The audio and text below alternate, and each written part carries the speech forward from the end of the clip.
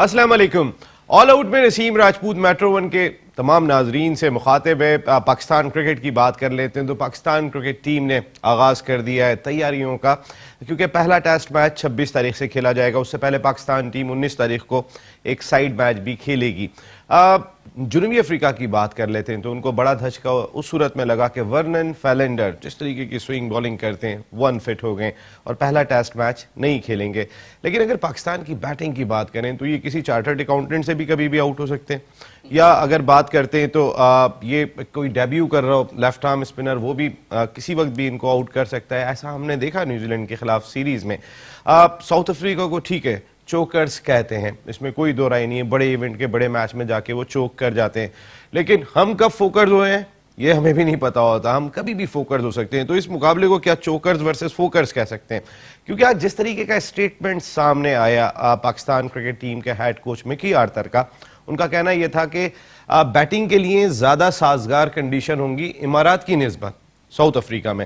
लेकिन पाकिस्तान के बैट्समैनों की कारकर्दगी देखें तो फिर अभी तक कोई स्टेबिलिटी मिडिल ऑर्डर बैटिंग में दिखाई नहीं दे रही, टॉप ऑर्डर में नहीं स्टेबिलिटी दिखाई दे रही। ऐसे में किस तरह परफॉर्म करेंगे। 2013 में जब मिसबाउल हक भी थे, यूनुस खान भी थे, उस वक्त पाकिस्तान टीम साउथ अफ्रीका में 3-0 हारी थी, ओडीआई सीरीज भी हार गई थी। ऐसे में सरफराज एंड कंपनी के लिए बहुत बड़ा चैलेंज होगा। लेकिन पाकिस्तान टीम अनप्रेडिक्टेबल जरूर है और हमेशा से रही है। इस दफा अनप्रेडिक्टेबल का ये जो टैग है इसको भी हटाने के लिए क्या कुछ करना होगा। तैयारियों का आगाज तो हो गया, हम इस सीरीज पर भी बात करेंगे।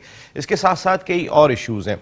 अगर आइंदा हफ्ते की बात कर लेते हैं तो पाकिस्तान क्रिकेट बोर्ड के सामने कई इंपॉर्टेंट टास्क दिखाई दे रहे हैं। छठी टीम का फैसला होगा पाकिस्तान सुपर लीग की। इसके साथ साथ फ्रेंचाइजर्स के मामला सबके सामने, वो टैक्स के मामला हो या दीगर मामला हो, अभी तक एक जगह पर दिखाई नहीं दे रहे। बहुत सारे लोगों ने अब तक फीस जमा नहीं की है। पाकिस्तान क्रिकेट बोर्ड ने 10 दिन की डेडलाइन दी, वो भी आइंदा हफ्ते मुकम्मल हो रही है। लेकिन अब सुनने में यह आ रहा है, इतलात मीडिया रिपोर्ट्स ये कह रही हैं कि अब सब फ्रेंचाइजर्स एक जगह पर जमा हो गए। उन्होंने एक बाकायदा तौर पर एक मुआहदे की शक्ल दे दी है आपस में कि अब मिल के बात करेंगे। एक कमेटी भी बनाई गई थी, हुकूमत से बात की कि टैक्स की छूट में जो है वो क्या कुछ हो सकता है। जावेद आफरीदी साहब उसमें थे, सलमान इकबाल साहब उस कमेटी का हिस्सा थे, लेकिन अब तक कोई जवाब हुकूमत की जानिब से नहीं आया। इस वक्त उस्मान बुज़दार साहब की जानिब, वज़ीर आला पंजाब की जानिब देखा जा रहा है, क्योंकि 15% टैक्स है पंजाब में। इसके अलावा अगर वफाक की बात करें तो फिर 10% विद होल्डिंग टैक्स है। तो ये रकम अगर जमा करते हैं तमाम फ्रेंचाइजर्स तो 60 करोड़ से ज़्यादा जा पहुंचती है, जिसको बचाने के लिए फ्रेंचाइजर्स कोशिश कर रहे हैं, क्योंकि अब तक उनका कहना ये है कि पिछले 3 एडिशन में वो ब्रेक इवन पर भी नहीं आ सके। तो इस सूरत हाल में पाकिस्तान सुपर लीग का मुस्तकबिल क्या है, खासा इंपॉर्टेंट दिखाई दे रहा है। गवर्निंग बोर्ड का इजलास भी हो रहा है, जो नए चेयरमैन क्रिकेट बोर्ड के आने के बाद पहला गवर्निंग बोर्ड का इजलास होगा। मसाइल बहुत सारे दिखाई दे रहे हैं, लेकिन एक बड़ी इंपॉर्टेंट चीज़, पाकिस्तान क्रिकेट बोर्ड ने नए डायरेक्टर का तकर्रुर किया है। वसीम खान साहब इंग्लैंड से पाकिस्तान आ रहे हैं, बड़ा वसी तजुर्बा रखते हैं। 3 काउंटीज के साथ तो वो खेलने के अलावा एडमिनिस्ट्रेशन, मार्केटिंग, कई सारी जिम्मेदारियां अंजाम दे चुके हैं।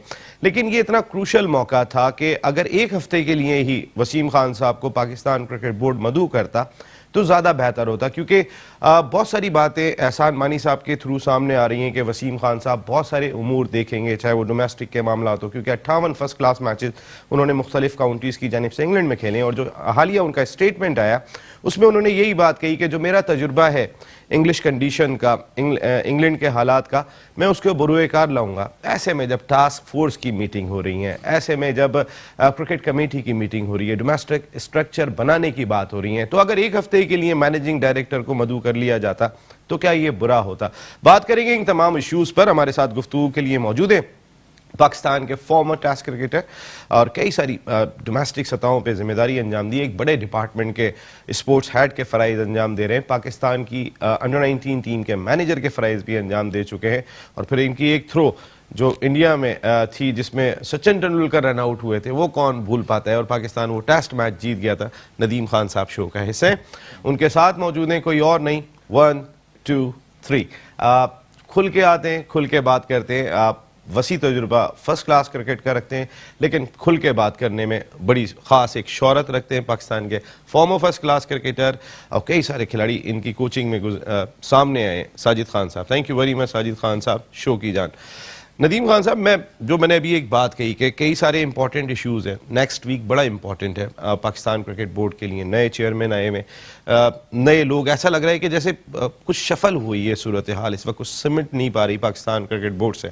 ऐसे में जब डोमेस्टिक के मामला भी हैं, ऐसे में जब PSL के मामला भी हैं, अगर एक हफ्ते के लिए वसीम खान साहब को रिक्वेस्ट करके बुला लिया जाता जिन्होंने मैनेजिंग डायरेक्टर की जिम्मेदारियां संभाली, क्या ये बेहतर नहीं होता? हो सकता है, मेरे ख्याल से वो अपना नोटिस पीरियड सर्व कर रहे हो, इस वजह से नहीं आए हो। रिक्वेस्ट एक हफ्ते की जा सकती है। दूसरी चीज ये कि हर एक की अपनी, उनको तो अपनी सूरत हाल खुद पता होगी। यकीनन आपकी बात सही है कि इस वक्त जितनी सारी चीजें चल रही हैं उनको बुला लेना चाहिए थे, लेकिन मेरे ख्याल से यकीनन बोर्ड ने भी ये सोचा होगा। लेकिन हो सकता है कुछ मजबूरियां हो, क्योंकि आप एक मुल्क से दूसरे मुल्क सेटल होना इतना आसान नहीं होता। हो सकता है उनकी अपनी कोई मजबूरियां हो, लेकिन जितनी चीजें इस वक्त चल रही हैं उसमें लगता है ऐसे ही कि उनको होते तो बहुत अच्छा होता है, लेकिन अगर नहीं है तो क्या कह सकते। फॉर अ वीक ओनली, मैं तो बात ये कर रहा हूँ, कहीं किसी भी जगह पे आप भी एक बड़े इदारे से वाबस्ते हैं, साजिद खान साहब एक बड़े इदारे से वाबस्ते हैं, अगर कोई इंपॉर्टेंट जिम्मेदारी मैंने जाके संभालनी है तो मैं किसी भी इदारे को कह सकता हूँ कि देखिए जी, मेरा आपके साथ अब टेन्योर मुकम्मल हो रहा है, मैं एक हफ्ते के लिए मुझे जाना पड़ेगा क्योंकि मुझे डोमेस्टिक का फैसला हो रहा है, डिपार्टमेंटल क्रिकेट होगी या रीजनल क्रिकेट होगी। फैसला तो नसीब अभी कोई भी नहीं होना है। अभी तो डोमेस्टिक क्रिकेट बहुत दूर है, अभी अगले साल होगी। मेरा नहीं ख्याल कि इतनी जल्दी कोई इसका फैसला होना है, और ना इतनी जल्दी करना भी चाहिए, इसलिए कि ये क्रिकेट जो है, जो डिपार्टमेंटल क्रिकेट है और जो क्रिकेट का फॉर्मेट अब तक हमारा चल रहा है, ये बहुत पुराना है और इसको एकदम से तो आप ख़त्म नहीं कर सकते। अभी तो इसमें मेरे ख्याल से मैं तो ये समझता हूँ कि जो स्टेक होल्डर है जितने भी, उन सबको बुला के भी मशवरा करना चाहिए, ना सिर्फ क्रिकेट कमेटी और जो बाकी टास्क फोर्स है। यकीनन हमें उन पर एतमाद है, सब बड़े सीनियर लोग हैं, लेकिन मेरे ख्याल से जो स्टेक होल्डर है उनसे भी बुला के पूछना चाहिए कि क्या वो समझते हैं, और सबकी राय को लेना चाहिए, क्योंकि एक छोटी चीज़ नहीं है, बहुत बड़ी चीज़ है। सही बात है। और जिस तरह से लोगों को रिजर्वेशंस हैं, मेरे ख्याल से अगर आप एकदम से कोई भी फैसला आप सादिर करेंगे तो उसका जो इम्पैक्ट है वो बहुत बुरा भी पड़ सकता है। तो मेरे ख्याल से चाहिए क्रिकेट बोर्ड को ये कि जितने भी स्टेक होल्डर हैं सारे लोगों को बुलाएं। इवन जो रीजन्स के बारे में सुनने में आ रहा है कि जिस तरीके से रीजन की में तब्दीली आ रही है, उनके कॉन्स्टिट्यूशन में तब्दीली आएगी, तो उनको भी ऑन बोर्ड लेना चाहिए, उनसे भी पूछना चाहिए, क्योंकि अगर आप उनके पास से, जैसे अब तक की लगता है कि अगर आप उनके पास से सारी पावर्स ले लेंगे तो क्लब क्रिकेट कौन चलाएगा? जाहिर बात है, अगर आप उनसे पावर ही उनके पास नहीं होगी तो वो फिर इस बात पे नाराज़ होंगे और फिर क्लब क्रिकेट का एक अलग इशू खड़ा हो जाएगा। तो बहुत सारी चीज़ें मेरे ख्याल से लोगों को ऑन बोर्ड लेना चाहिए, लोगों को कॉन्फिडेंस में लेना चाहिए, और ज़रूर पाकिस्तान की बेहतरी के लिए जो कुछ हो सकता है ज़रूर करें, इसमें कोई शक नहीं है कि नहीं होना चाहिए। हमारी क्रिकेट, डोमेस्टिक क्रिकेट हमेशा से बड़ी अच्छी रही है, बड़े अच्छे प्लेयर प्रोड्यूस किए हैं पाकिस्तान ने। वो सारे ऐसे टूर्नामेंट जो ICC कराता है वो सारे जीते हुए हैं। इसी डोमेस्टिक क्रिकेट की वजह से बहुत सारे वर्ल्ड क्लास प्लेयर निकले, ICC हॉल ऑफ फेम में गए। तो ऐसा नहीं है कि बहुत बुरी है, इसमें बहुत अच्छी चीज़ें हैं जिसकी वजह से ये सब आपके सामने परफॉर्मेंस है। लेकिन अगर आप इसको तब्दील करना चाहते हैं, बेहतरी की गुंजाइश हर जगह होती है, लेकिन मेरे ख्याल से ऑन बोर्ड लेना चाहिए जितने भी स्टेक होल्डर्स को। सईद खान साहब, मेरा सवाल यही है कि वसीम खान साहब को जिस तरीके के एहसान मानी साहब ने रिसेंट पास्ट में स्टेटमेंट्स दिए कि वो डोमेस्टिक मामलात भी देखेंगे, इंटरनेशनल मामलात भी देखेंगे, उसको हेड करेंगे, फिर जो तजावीज़ उनके थ्रू जाएंगी चेयरमैन के पास वो उनको देखेंगे, तो बड़ा इंपॉर्टेंट रोल नए मैनेजिंग डायरेक्टर का दिखाई दे रहा है। और अगर कॉम्पिटेंसी उनकी देखते हैं, जो उनका CV दिखाई दे रहा है, बड़ा स्ट्रॉन्ग दिखाई दे रहा है। ऐसे में वो आने के बाद कोई चेंजेस करें, बजाय इसके अगर उनसे इस वक्त बुला के एक हफ्ते के अंदर अगर राय ली जाती तो ये बुरा होता? बहुत बुरा होता। अधूरी शहरियत है उनके पास, जो मेरे अपने ज़राए बताते हैं, जो मेरी अपनी मालूमात कहती है, जब वो चार्ज ले लेंगे और कुछ यकीनी तौर पर जो अधूरी शहरियत के नाते लोग उनको कोर्ट में ले जाएंगे, और यकीनी तौर पर हमारा लॉ ये कहता है, और पाकिस्तान क्रिकेट बोर्ड में यकीनी तौर पर पाकिस्तान की किसी भी सोची होगी पाकिस्तान क्रिकेट बोर्ड ने सोची होगी। मेरी राय है, यकीनी तौर पर जो मेरी मालूमात है मैं उसको ज़रूर आपको शेयर करना जरूर, क्योंकि आपने जो बात शेयर की CO के हवाले से, तो बात जो मेरी भी मालूमात है, और ये तमाम चीज़ें यकीनी तौर पर ये नज़र आ रही है और ये चीज़ होने वाली भी है, जो मेरे अपने ज़राए बताते हैं। सईद खान साहब, एहसान मानी साहब के बारे में भी ये बात कही जाती रही कि वो दोहरी शहरियत रखते हैं, लेकिन उन्होंने बहुत कैटेगोरिकली क्लियर की ये बात कि मेरे पास दोहरी शहरियत नहीं है, मैं सिर्फ पाकिस्तानी पासपोर्ट रखता हूँ। तो अभी बहुत सारी चीज़ें पाइपलाइन में है, हो सकता है वो छोड़ दें। हमारे यहाँ पे बहुत सारे ऐसे लोग हैं कि जिन्होंने दोहरी शरीयत सिर्फ नेशनल असेंबली में आने के लिए छोड़ी। आपके पास भी दोहरी शरीयत का ऐसा कोई चक्कर नहीं है। देखें क्योंकि दोहरी शरीयत का जो आपके खिलाफ कोई कोर्ट में नहीं गया, नहीं वो जा भी नहीं सकते, क्योंकि मैं ऐसा काम नहीं कर रहा, यानी कि मैं कोई असेंबली का मेंबर तो हूँ नहीं कि मैं असेंबली में मना है ना दोहरी शरीयत। ऐसे बाकी जॉब करने के लिए थोड़ी मना, आप जॉब कर सकते हैं अगर आपका पाकिस्तानी नेशनैलिटी भी है और बाहर की भी है, तो आप ऐसी जॉब जिन जगह पे अलावा, जैसे कि मैं करता हूँ जॉब और बहुत सारे लोग हमारे साथ लोग करते हैं, इवन आपके जो पाकिस्तान टीम के मेरे ख्याल से मैनेजर हैं वो भी दोहरी शरीयत रखते हैं और बहुत से लोग रखते हैं इसमें।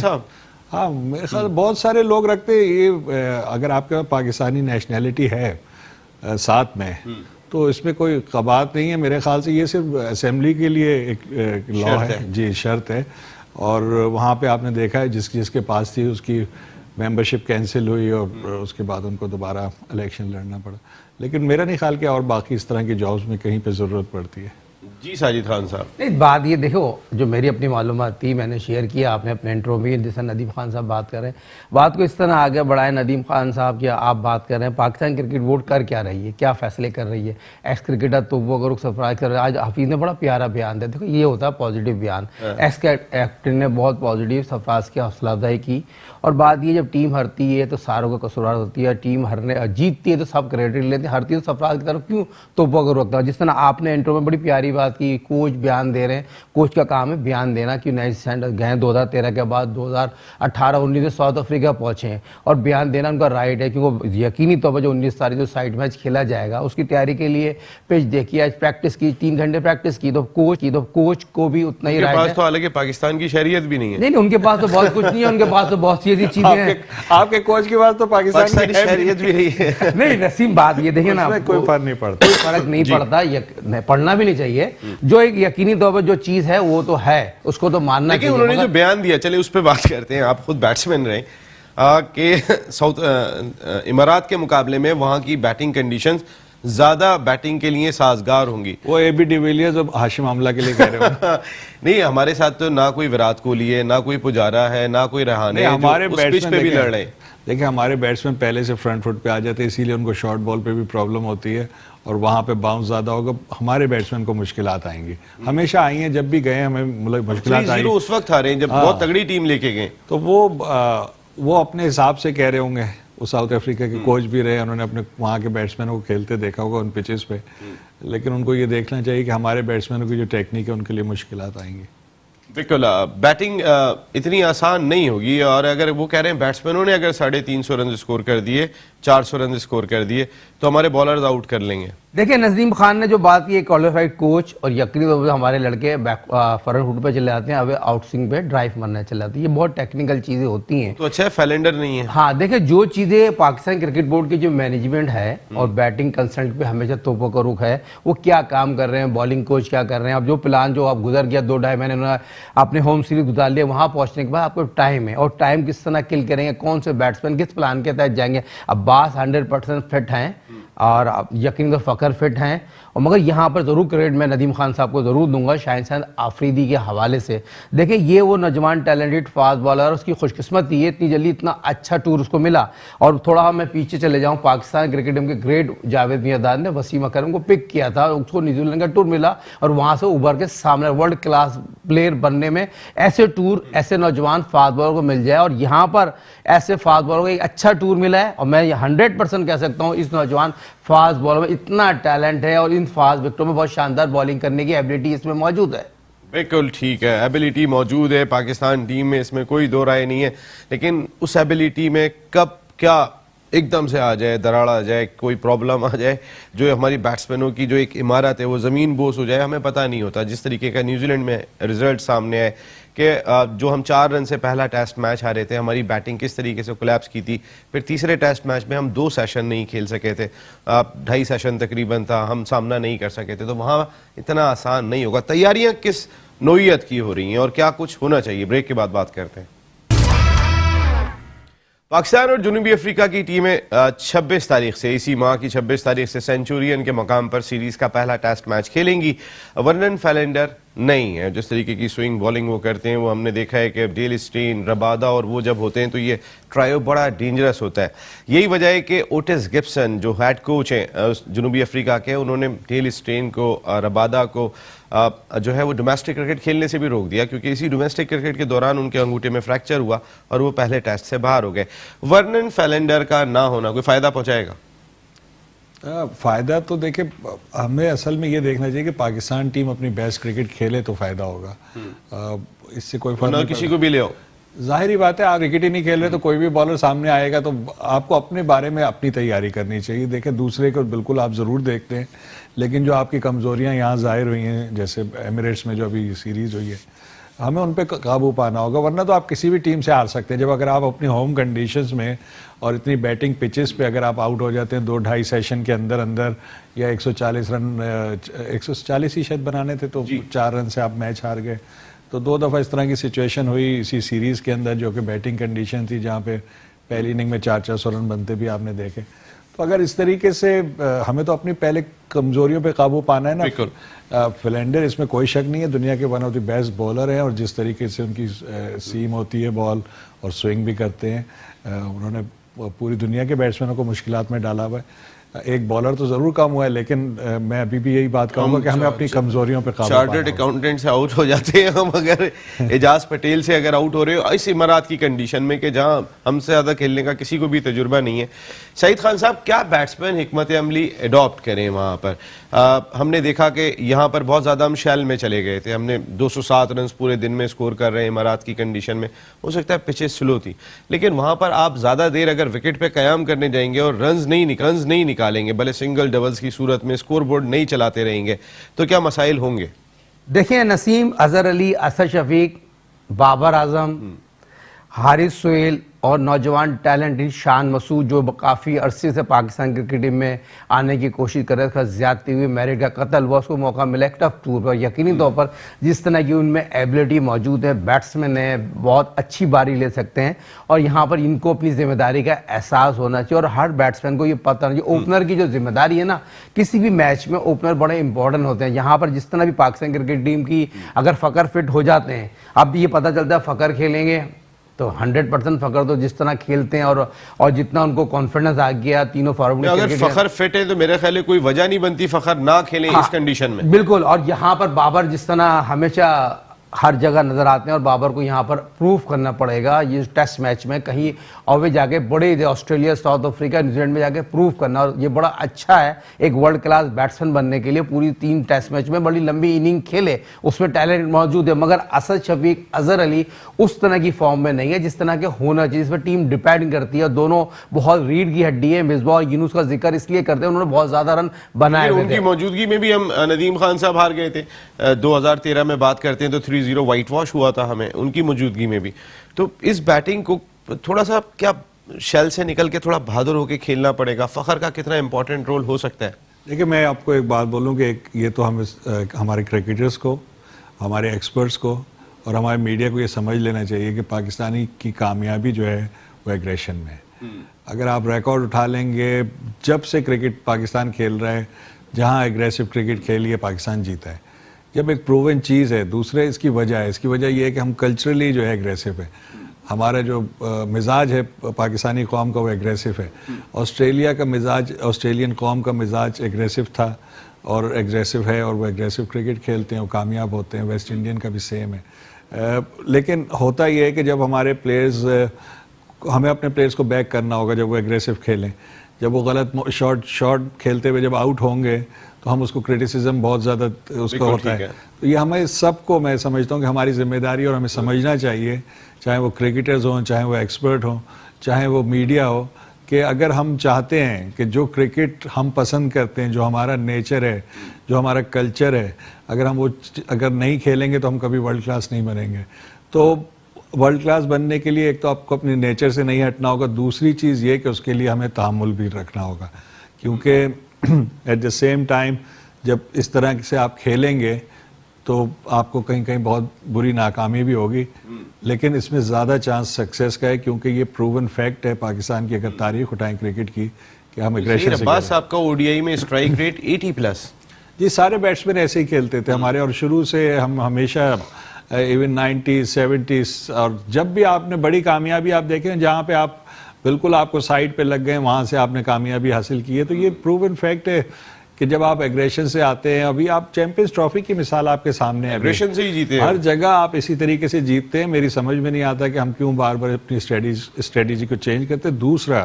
दूसरी जो इम्पोर्टेंट फैक्ट है, कमर्शियली ये ज़रूरी है कि अब हम इस तरह की क्रिकेट खेलें, क्योंकि जो लोग पसंद करते हैं, अगर हम वो क्रिकेट नहीं खेलेंगे तो हम कमर्शियली भी वीक होते चले जाएंगे, हमारे पास स्पॉन्सरशिप नहीं आएगी। तो ये सब चीज़ों को हमको समझना चाहिए। इससे प्रोफेशनल गेम, इससे कमर्शियल गेम, और हमें इन सब रिक्वायरमेंट्स को पूरा करना होगा। मैं समझता हूँ हम रिक्वायरमेंट्स पूरी नहीं कर रहे हैं, स्पेशली टेस्ट क्रिकेट के अंदर खाली ग्राउंड्स होते हैं, ऐसे मैचेस होते हैं जिसको मैं और आप नहीं देख सकते, जो कि रोज़ शाम में प्रोग्राम करते हैं।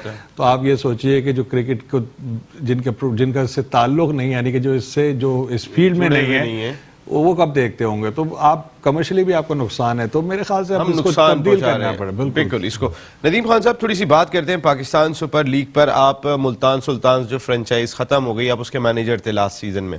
फ्रेंचाइजर्स बहुत ज़्यादा ये बात करते हुए दिखाई दे रहे हैं कि माली तौर पे बहुत ज़्यादा नुकसान हो रहा है। इस वक्त एक मसला टैक्स की छूट में चला हुआ है। असद उमर साहब वफाकी वज़ीर ख़जाना की जानिब देखा जा रहा है कि विद होल्डिंग टैक्स जो 10% है वो ख़त्म कर दिया जाए। उस्मान बुज़दार साहब की जानिब देखा जा रहा है कि जो 15% टैक्स है पंजाब में वो ख़त्म कर दिया जाए। अब इतने मसाइल बहुत ज़्यादा दिखाई दे रहे हैं। देखिए, मसाइल तो हैं। एक चीज़ देखिए, इन लोगों को क्रेडिट जाता है जिन लोगों ने फ्रेंचाइज खरीदी है। मैं ये समझता हूँ, बिल्कुल मैं एज ए न्यूट्रल पर्सन इस वक्त बात कर रहा हूँ, और मैं आपको बताऊँ कि इन लोगों ने पाकिस्तान की क्रिकेट में पैसा इंजेक्ट किया है। इनको छूट मिलनी चाहिए, सपोर्ट करना चाहिए। बिल्कुल, इन्होंने पाकिस्तान की क्रिकेट को सपोर्ट किया, और हमें चाहिए कि हम इनको सपोर्ट करें। जिस दिन से PSL आई है, आप देखें लड़कों का फिटनेस स्टैंडर्ड, लड़कों की फील्डिंग, चीज़ें बहुत बेहतर हुई हैं, और आप काफ़ी चीज़ें बेहतर नज़र आती हैं, और इसमें PSL को बड़ा क्रेडिट जाता है। तो हमें इन लोगों को भी हमें इनके बारे में सोचना चाहिए। देखिए, एम्प्टी स्टेडियम से आपको क्या मिल रहा है? हम खाली ग्राउंड्स हैं आपके पास, ठीक है। दूसरा ये कि आप अपने मुल्क में नहीं खेल पा रहे। उस मौके पे जब सबको पता था, इन सारे लोगों को पता था कि हमें इसमें नुकसान है, उसके बावजूद ही आए। तो कुछ ना कुछ तो इनके बारे में सोचना चाहिए कि अगर उनको प्रॉब्लम्स है तो उसको ज़रूर अच्छे उससे सुने और इसको मसले को हल करना चाहिए। अगर जेन्युइन प्रॉब्लम्स है उसको बिल्कुल यकीनन हल करना चाहिए। अगर इस लीग के मुस्तकबिल का इससे वो जुड़ा हुआ है। देखिए, एक फ्रेंचाइज चली गई है, बाकी भी ना जाएं। दूसरा ये कि हमने इसको स्ट्रॉन्ग करना है। देखिए, जब तक विन विन सिचुएशन नहीं होगी, ये लीग स्ट्रॉन्ग नहीं होगी। अगर इसको हमने लॉन्ग टर्म पे चलाना है तो इसमें फ्रेंचाइज ओनर का भी फ़ायदा होना चाहिए, क्रिकेट बोर्ड का भी फ़ायदा होना चाहिए, प्लेयर्स का भी। अगर ये नहीं होगा तो कोई भी एक पार्टी अगर लूज़ कर रही होगी तो ये लीग आगे नहीं चलेगी। सईद खान साहब, दुनिया की सबसे बड़ी लीग इंडियन प्रीमियर लीग ने अपने तमाम फ्रेंचाइजर्स को 10 साल टैक्स की छूट दी, 10 साल तक। और अगर ये काम जब पहले 3 एडिशन में साबिक chairman Pakistan cricket board Najam Sethi साहब थे, अगर उस दौर में कर लिया जाता, ना कि अब एक नए चेयरमैन के सामने जो है वो अचानक ये टास्क आ रहा है। उस वक्त वो अथॉरिटी थे और ऐसी अथॉरिटी थे कि जो उन्होंने चाहा वो उन्होंने किया। अगर उस दौर में ये वाला काम हो जाता और फ्रेंचाइजर्स जो है वो उस वक्त जरा थोड़ा सा स्ट्रांग होके एक जगह जमा होके इस चीज पे बात कर लेते, ज्यादा बेहतर होता। देखिए, उस वक्त नहीं हुआ, मगर अब असद उमर साहब पे यकीनी तौर पर खुद एक क्रिकेटर है और बड़े ब्लड इंसान है, और यकीनी तौर पर डिसीजन ले जाएगा जिस तरह।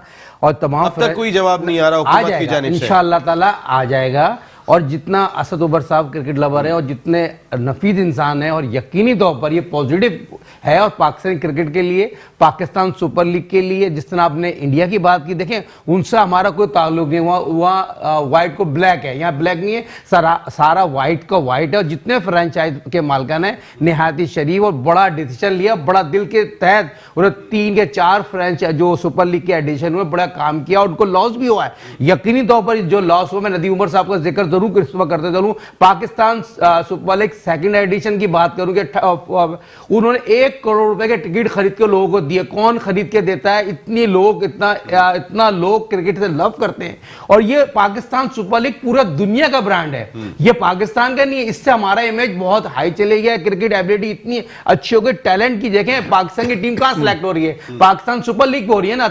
आप 2020 में वो टेस्ट भी सिलेक्ट हो रहा है, वनडे में हो रहा है, सारी टीमें वहीं से। मगर क्रिकेट ऑफ क्वालिटी प्लेयर इतनी अच्छी हो गई है चाहिए, जिसमें कोई दो राय नहीं है। और जहां ये पाकिस्तान सुपर लीग होती है, एक महीना ईद का समा होता है और तमाम लोग, पूरे 22 करोड़ की आवाम क्रिकेट को एंजॉय करती है। मगर अल्हम्दुलिल्लाह 8 मैच पाकिस्तान में जरूर हो रहे हैं, 26 मैच वहां पर हो रहे हैं, मगर शुक्र अल्हम्दुलिल्लाह 5 मैच कराची में है और फाइनल भी कराची में। तो ये क्रिकेट की बहुत अच्छी चीज है। मगर यहां अगर मौजूदा हुकूमत और वजीर आजम इमरान खान साहब से भी रिक्वेस्ट होगी, इस पर नजरसारी करें और इनको टैक्स फ्री होना चाहिए।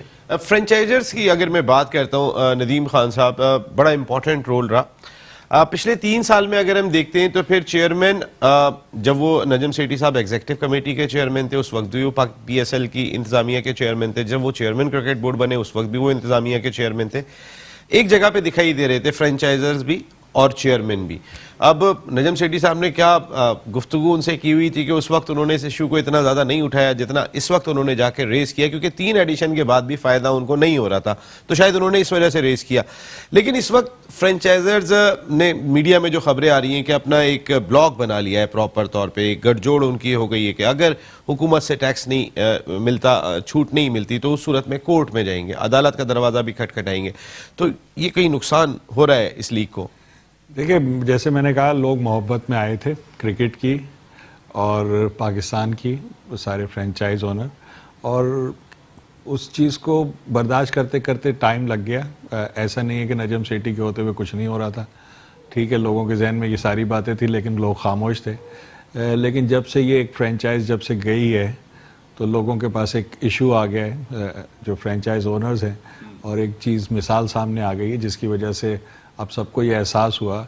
और मैं समझता हूँ कि राइट है, इसमें कोई गलत नहीं है, इसको हम नेगेटिव नहीं सोचना चाहिए, चाहे वो क्रिकेट बोर्ड हो, चाहे वो क्रिकेट के चाहने वाले हो, चाहे कोई भी लोग हो। देखें, इसको अगर ये मसला है, इसको हल करना पड़ेगा for the future of PSL। PSL बिल्कुल, जैसे साजिद भाई ने कहा, एक बहुत बड़ा ब्रांड बन गया पाकिस्तान का। एक जो कमी थी हमारी डोमेस्टिक क्रिकेट और इंटरनेशनल क्रिकेट के दरमियान, जो एक बहुत बड़ा गैप था, उसके दरमियान ब्रिज का काम कर रहा है। तो इसमें जो स्टेक होल्डर्स है, देखें, हम जब तक ये कोई भी काम कभी भी नहीं चलता जब तक हम स्टेक होल्डर्स जितने भी हैं उनको ऑन बोर्ड नहीं लेते, उनकी मर्जी शामिल नहीं करते, उनकी से होनी चाहिए। अगर कोई शख्स जिसका क्रिकेट से लेना देना ही ना हो और वो क्रिकेट में इतने पैसे इन्वेस्ट कर रहा हो, अगर आप मोस्टली फ्रेंचाइज ओनर्स को देखेंगे तो वो क्रिकेट में पहले मौजूद नहीं थे, लेकिन क्रिकेट को पसंद करते थे, क्रिकेट को चाहते थे। इस वजह से जब ये मौका मिला तो जो भी उन्होंने इस फील्ड से तो पैसे कमाए हुए नहीं है, ये तो उन्होंने अपनी अपनी फील्ड में पैसे कमाए, जो भी उनका प्रोफेशन है, जो भी उस पैसे को उन्होंने क्रिकेट के अंदर इन्वेस्ट किया, तो उनका अर्न करने का भी हक है। लेकिन मेरे जहन में 2 बातें आ रही हैं। एक तो ये कि अगर मिसाल के तौर पे हुकूमत की जानिब से टैक्स में छूट नहीं मिलती है, तो ऑप्शन पाकिस्तान क्रिकेट बोर्ड के पास मौजूद है, ना कि इन फ्रेंचाइजर्स को अदालत में जाना पड़े। नंबर 1, आप गिलगित बल्तिस्तान के अंदर इस कंपनी को रजिस्टर करा सकते हैं, वो पाकिस्तान का हिस्सा है लेकिन टैक्स से मुस्तस्ना है, या फिर हम किसी ऑफशोर कंपनी दुबई में करा दें जहां हम जाके खेल रहे हैं। देखिए, वो तो फिर ऑप्शन जरूर देखेगा, जाहिर बात है अदालत ना जाए। देखिए, क्रिकेट बोर्ड को भी इस चीज़ का तो डेफिनेटली एहसास है कि इन लोगों ने कितना सपोर्ट किया पाकिस्तान की क्रिकेट को।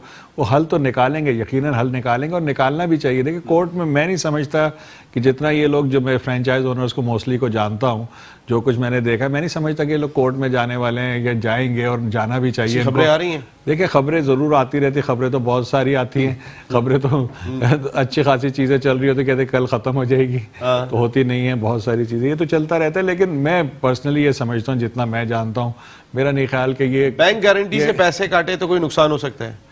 अरे कुछ भी नहीं कटेगा, कुछ भी नहीं ऐसा होगा। जाहिर बात है, देखिए, पाकिस्तान क्रिकेट बोर्ड भी एक बड़ा इदारा है जहां ये लोग पहले काट चुके हैं। पिछले साल एक फ्रेंचाइज के पैसे काटे थे बैंक गारंटी से, काटे थे, बिल्कुल काटे थे। अब देखिए, ये अब जिस तरीके से ये सब 5 लोग मिलके जब बात कर रहे हैं, तो ये एक मसला, जेन्युइन मसला समझ में आ रहा है ना लोगों के। अब ये एक जेन्युइन मसला बन गया। पहले एक के कट गए थे, किसी ने कुछ नहीं बोला, लेकिन अब सबको समझ में आ रहा है कि ये प्रॉब्लम्स हैं, और वो अपनी प्रॉब्लम्स ही बता रहे हैं ना। वो ये कोई मतलब ब्लैकमेल तो नहीं कर रहे हैं। देखिए, उनके तो पैसे लगे हुए हैं, वो ब्लैकमेल करने की सिचुएशन में थोड़ी है। बिल्कुल सही बात है, ब्लैकमेलिंग नहीं कर रहे हैं, उनको नुकसान है इस चीज का, इसलिए वो उसको डिस्कस करना चाहते हैं। और मुझे पूरा यकीन है कि ये सारी चीजें बड़ी आसानी से और स्मूथली अच्छे हो से जाएंगी। smoothly हो अल्लाह करे कि स्मूथली हो जाए। ये बड़ा इंपॉर्टेंट दिखाई देता है। पाकिस्तान सुपर लीग पिछले 10 साल में सबसे बड़ा ब्रांड, बहुत ही इंपॉर्टेंट है। पाकिस्तान क्रिकेट बोर्ड का रोल इंतहाई अहम होगा। इस वजह से अहम होगा कि जो लास्ट खेल गई थी कि इस तारीख तक पैसे जमा करा दें, 12 बजे तक पैसे जमा करा दें, वरना बैंक गारंटी से काट लेंगे, इस तरह की सूरत हाल नहीं होनी चाहिए। निगोसिएशन करना चाहिए, क्योंकि जिन लोगों ने भी टीमें खरीदी थी, जिन 5 लोगों ने पहली 5 फ्रेंचाइज खरीदी थी, उन्होंने उस वक्त बिल्कुल एक हवा में तीर चलाया था। उन्हें नहीं पता था कि ये प्रोडक्ट इतनी कामयाब हो जाएगी। अब उन्हें भी सपोर्ट करना चाहिए, पाकिस्तान क्रिकेट बोर्ड को और हमारी हुकूमत को भी। एक ब्रेक आते हैं तो डोमेस्टिक क्रिकेट पे बात करेंगे। ऑल आउट में एक मरतबा फिर आपको खुशामदीद कहते हैं। बात कर रहे हैं पाकिस्तान क्रिकेट से जुड़े उमूर पर। नेक्स्ट वीक बड़ा इंपॉर्टेंट है, 3-4 बड़े इंपॉर्टेंट फैसले हैं। पहला गवर्निंग बोर्ड का इजलास होने जा रहा है एहसान मानी साहब के आने के बाद। इसके साथ साथ छठी टीम का फैसला भी हो जाएगा। नदीम खान साहब उस टीम को मुंतखब करके हैं जो हमारे साथ शो में बैठे हुए, क्योंकि जो टीम ख़त्म हुई है उसके भी ये मैनेजर थे। इसके साथ साथ डोमेस्टिक के मामलात भी कुछ ज़हर बहस होने वाले हैं, जो ज़राए बता रहे हैं। 2 ग्रेड सिस्टम, सईद खान साहब बात ये हो रही है। 2 ग्रेड सिस्टम ये होगा कि 8 टीमें ग्रेड 1 में और 8 टीमें ग्रेड 2 के अंदर रखने का प्लान कर रहा है। कॉम्पिटिटिव क्रिकेट बनाने जा रहे हैं। टास्क फोर्स की जो सिफारिशात सामने आई हैं उसमें ये चीज़ सामने आई है। लेकिन जो एक इम्पॉर्टेंट चीज़ दिखाई दे रही है वो ये कि रीजन्स जो है वो सामने होंगे और उनके इंतज़ामी उमूर डिपार्टमेंट्स के पास होंगे। हमारे सिस्टम में क्या ये मुमकिन है?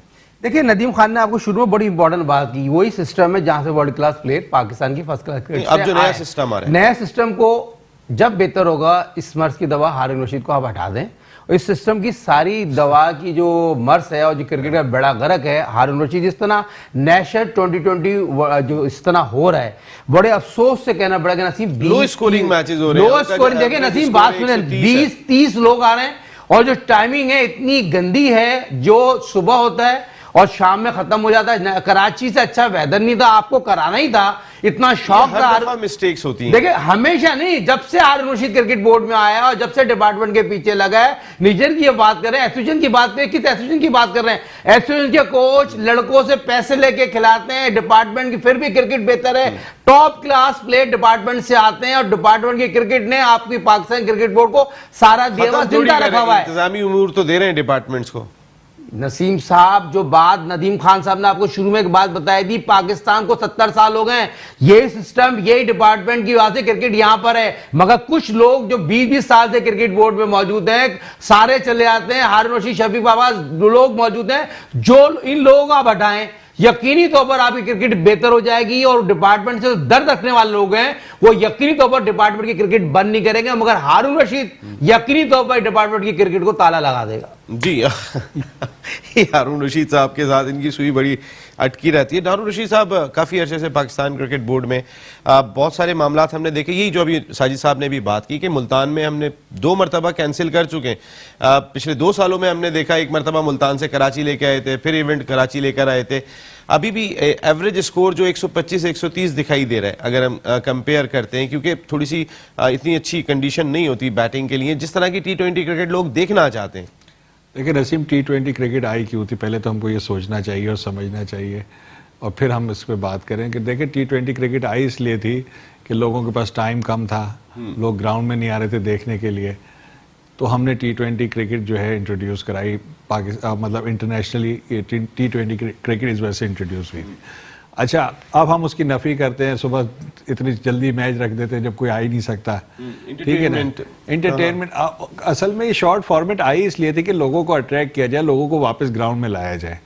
अब हमने उसके 2-2 मैच कराना, रन ना बनना, पिचेस ख़राब होना, एक कोई टूर्नामेंट है पंजाब में आमतौर पे हम एक प्रोडक्ट है, देखे बहुत अच्छी, मेरे ख्याल से ये T20 क्रिकेट का जो एक टूर्नामेंट है हमारा, इससे हम अच्छा खासा रेवेन्यू जनरेट कर सकते हैं अगर हम इसको सही से कराएं, इसको तरीके से कराएं, इसको जल्दी टालने वाला काम ना करें। सुबह मैच शाम मैच किधर पिचेस बनती हैं नसीम?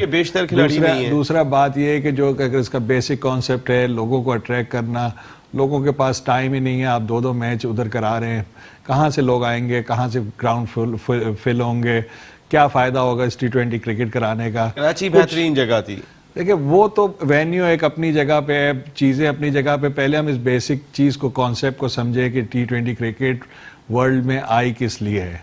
आई इसलिए है कि लोगों को ग्राउंड में लाना है, क्योंकि जो लंबे मैचेस, जो 4 डे मैचेस या टेस्ट मैचेस हैं, उससे अटेंडेंस कम हो रही थी, फिर इवन 1 डे से भी कम होना शुरू हो गई थी। इसका इंट्रोडक्शन इसलिए हुआ है। जब इंट्रोडक्शन इसलिए हुआ है तो हम उस चीज़ को जहन में रख के इसको प्लान करें ना कि किस तरह से लोग आएंगे, लोगों का इंटरेस्ट क्या है, टाइम किस वक्त होता है उनके पास, ये 3 घंटे का मैच है, आप रात को 8 बजे भी शुरू करेंगे तब भी लोग आ जाएंगे 11 बजे तक। मतलब ये 3 घंटे में खत्म हो जाए ना, 4 घंटे मैक्सिमम 12 बजे भी रात को खत्म। लोग आएंगे जब काम से आएंगे। आपके पास ऑप्शंस हैं, आपके पास इस क्रिकेट को कराने के ऑप्शंस हैं। आप काम खत्म होने के बाद करा सकते हैं, एक मैच कराएं, पिचेस अच्छी बनाएं जहां पे रन्स बने, क्योंकि लोग रन्स देखना चाहते हैं। ये सब इसका कॉन्सेप्ट है। ठीक है, हमें प्लेयर्स को तो हमने सही तरीके से नहीं कराया। एंड ऑफ द डे ये तरीकेकार गलत, हमेशा यही होता है, हमेशा ऐसे ही हो रहा है। देखिए ये बहुत बड़ी, अभी बहुत सारे इशूज आपके साथ और भी डिस्कस करने थे, उन पे बात करनी थी। जी, हम हारून रशीद की बात कर रहे हैं। जो शख्स 15 एनओसी के लिए जो करब के टूर्नामेंट रमजान में लाखों बच्चों का रोजगार होता है, मोइन खान एकेडमी में जो टूर्नामेंट देखें, बोर्ड नहीं है, हारून रशीद ही है यार। आपको बोर्ड बात करें, बोर्ड को मैं आपको दावे से कह सकता हूं, हारून रशीद ने रमजान टूर्नामेंट खराब करा दिया। शहर कराची में वाहिद सेंटर है जहां बच्चे आते हैं, रोजगार कमाते हैं, ईद बनाते हैं, मगर उससे 15 लाख रुपए एंट्री फीस यार एनओसी की फीस है। ये ज्यादती है। जो मैच टेलीकास्ट होगा 15 लाख रुपए। वो कह रहे हैं कि अब जो है ना वो आप जल्दी से प्रोग्राम नहीं, आपने बात ऐसी करी इसलिए मैंने आपको याद दिलाना था। बहुत अच्छा किया साहिद खान साहब, थैंक यू वेरी मच। आप ऑल आउट का हिस्सा बने और हमेशा की तरह ऑल आउट गए। Thank you very much Nadeem Khan साहब, आप प्रोग्राम में आए, आपकी आमद का बहुत शुक्रिया। पाकिस्तान क्रिकेट से जुड़े उमूर पर हमने गुफ्तगू की। नेक्स्ट वीक खासा इंपॉर्टेंट है, कई सारे डिसीजन होने जा रहे हैं। पीसीबी गवर्निंग बोर्ड का पहला इजलास हो रहा है, 6ठी टीम का फैसला हो जाएगा और वो जो एक डेडलाइन 10 दिन की दी थी फीस जमा कराने के लिए, वो भी ख़त्म हो जाएगी। ये तमाम मामलात खुश असलूबी से होने चाहिए, क्योंकि क्रिकेट वो खेल है जो हम सबको एक जगह पे जमा करता है, एक लड़ी में पिरो देता है। नसीम राजपूत अपनी पूरी प्रोडक्शन टीम के साथ चाहता है इजाज़त। जिंदगी रही तो फिर आइंदा हफ्ते आपसे फिर मुलाकात होगी। टिल देन, अल्लाह निगहबान।